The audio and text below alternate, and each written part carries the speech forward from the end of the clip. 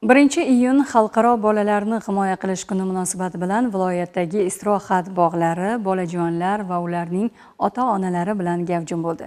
Tashkil etilgan bayram tadbirlari jajjilarga bir olam quvonch bag'ishlamoqda. Muxbirlarimiz lavhalari ana shu haqda. Katta bo'lsam, men doktor bo'laman, odamlarni tuzataman. Katta bo'lsam, ustoz bo'laman. Katta bo'lsam, oyamga o'xshab ustoz bo'laman. Bolalarga ta'lim beraman. Men bog'cham yosh ko'raman. Namangan shahridagi Aqlli bolajonim davlat xususiy sherikchilik asosidagi maktabgacha ta'lim tashkilotida 1-iyun Xalqaro bolalarni himoya qilish kuni munosabati bilan bayram tadbiri tashkil etildi. Unda muassasada ta'lim olayotgan 500 nafardan ortiq bolajonlar ishtirok etdilar. Jajjilar o'z tabassumlari orqali insonlar qalbida hayotga, yashashga bo'lgan muhabbatni yanada jo'sh urdirdilar. Shirintoylarning biyron tillarida yangragan ona yurt haqidagi she'r, qo'shiq va raqslar barchani bir zum bo'lsa-da beg'ubor bolalik ko'chalarga yetakladi. So'zga chiqqanlar yurtimizda bolalar huquqlarini ta'minlash, ularga sifatli ta'lim-tarbiya berish borasidagi islohotlarga to'xtalib o'tdilar. Maqsad ham aslida ularni barkamol inson etib tarbiyalash, bog'cha yoshidayoq iste'dodlarini rivojlantirishga e'tibor qaratish ekanligini ta'kidladilar. Xalqaro bolalarni himoya qilish kuni munosabati bilan juda ham katta tadbir tashkil qilindi. Bundan maqsadimiz quvonch ulashish, ularga shodlik ulashish, ularni kulgusini ko'rish.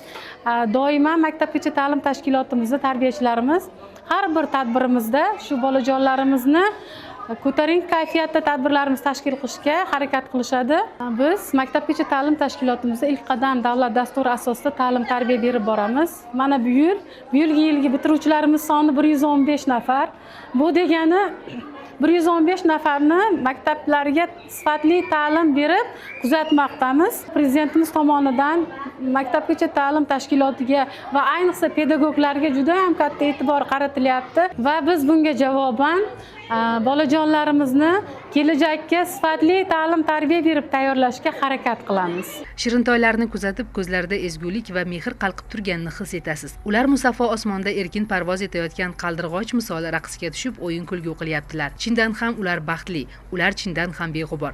Yurtimizda har yili o'zgacha tayyorgarlik bilan bo'lib o'tadigan ushbu bayramning maqsadi bolalarning huquqlarini ta'minlash va ularni emin-erkin ulg'ayishiga e'tibor qaratishdir. 1-iyun Xalqaro bolalarni himoya qilish bayrami bog'chamizda ko'tarinki kayfiyatda o'tkazildi. Nafaqat bugun bog'chamizda deyarli har kuni mana shunday bayramlar o'tkazib tashkillashtirib turiladi. Mana shunday bayramlarni ko'tarinki kayfiyatda o'tkazish uchun bizga imkoniyatlar yaratib bergan prezidentimizga avvalambor o'zimizni minnatdorchiligimizni bildiramiz. Bolajonlar bog'chaga bayramlar uchun quvonib, o'ynab, kulib kelishsa, ularni turli xil mashg'ulotlar bilan band qilgan tarbiyachilar undan-da xursand bo'lamiz. Ma'lumot uchun Namangan shahridagi Aqlli bolajonim davlat xususiy sherikchilik asosidagi maktabgacha ta'lim tashkilotida o'zbek, rus, ingliz tillarida 10 ta guruh faoliyat olib bormoqda. Ta'lim-tarbiya jarayonlari esa davlat ta'lim standartlari asosida tashkil etilgan. Bayram munosabati bilan kelajak davomchilariga baxtli, beg'ubor bolalik onlari taqdim etilishi bilan birga, ularni asrab-avaylash, har tomonlama barkamol etib tarbiyalashga har bir oila, har bir ota-ona mas'ul va javobgar ekanligi yana bir bor eslatildi. Shunday ekan, ana shu muqaddas burchni mardonavor uddalashdan hech qachon charchamaylik.